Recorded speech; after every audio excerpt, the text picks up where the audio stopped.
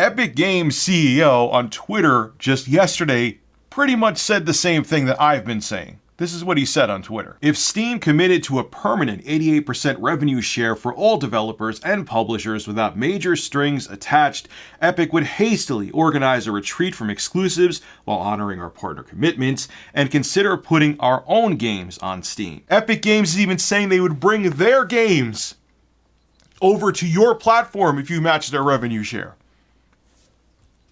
What else do you need?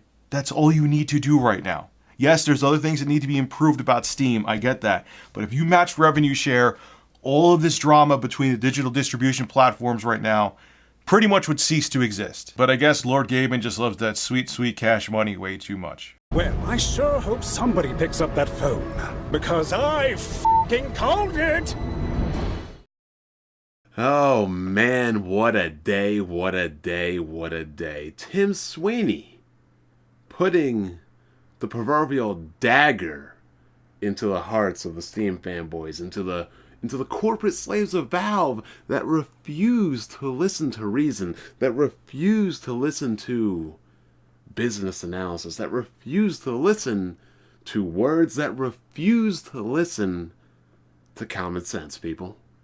Like I stated factually in my last video, that this is a game of negotiation, that this is a game of leverage, that this is a game of free agency. At the end of the day, I do not care for these companies, nor do I care about their coin, nor do I care about their pockets. So anybody saying that Gabe is going to go broke when he's worth $4 billion, I really can't take your, well, I can't even call an opinion, your undereducated, misinformed statement seriously. So, last time I made a video, I stated clearly and concisely and precisely that Valve has the biggest leverage in gaming with the biggest home gaming install base on the planet. Period.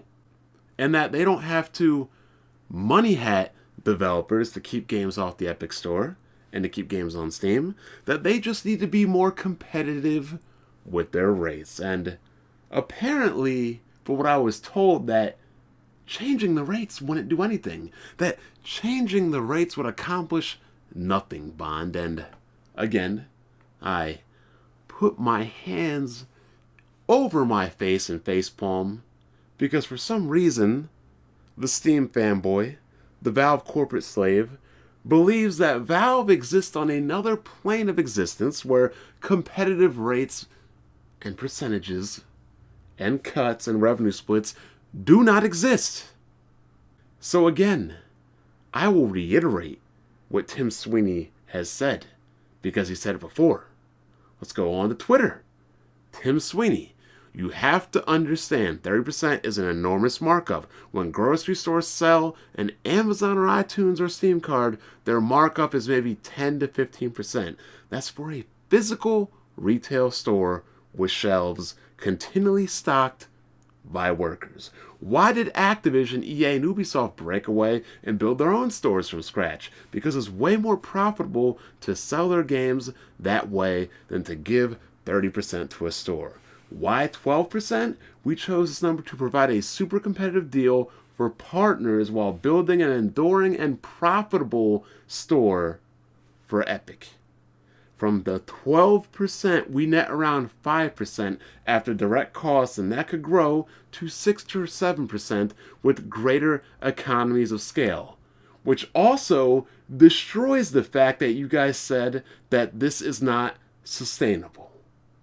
Tim Sweeney, Epic CEO, publicly traded company that has stockholders and shareholders, has said that this model of 8812 is sustainable because they net around 5% after direct costs, and that could grow between 6 and 7.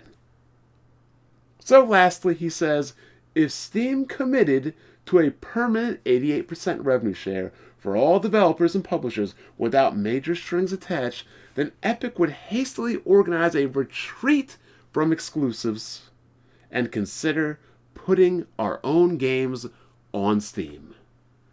Now imagine that. What did the Black Prophet known as Black Bond say last week? That if Valve was more competitive or matched the rates, then nobody would go to Epic.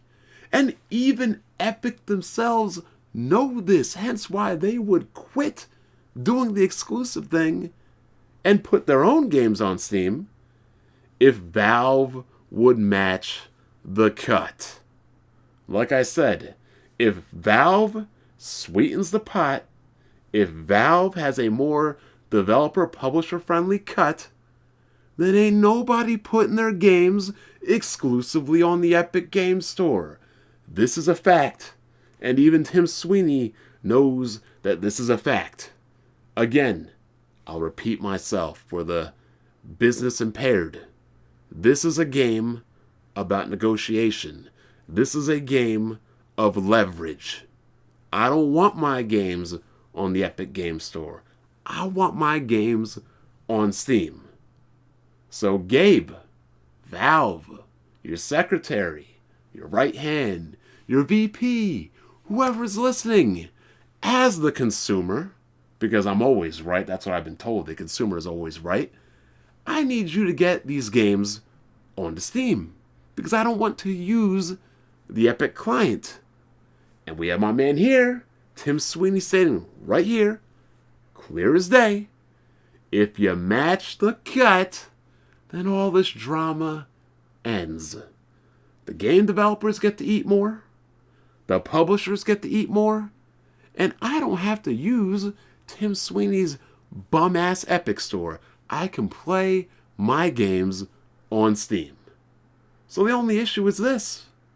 People keep defending Valve and Gabe's pockets. They keep worrying about Valve and Gabe's coin, stating that Valve will go bankrupt and it's not sustainable. Gabe is worth $4 billion. $4 billion. How many? 4. And again, as Tim Sweeney states, from that 12%, we net around 5% after direct costs, and that could grow to 6 to 7%. While building an enduring and profitable store business for Epic. Let me repeat that last word for you. Profitable. So the 88-12 split, people, would be profitable. So I don't want to hear any excuses or any damage control of why Valve can't match this and get these games on Steam, because last I checked, we're the consumer, Valve serves us, and Valve needs these games on Steam. There is no more debate. There is no more discussion. You can get up here and get on your soapbox and say that Tim Sweeney's a lying fraud.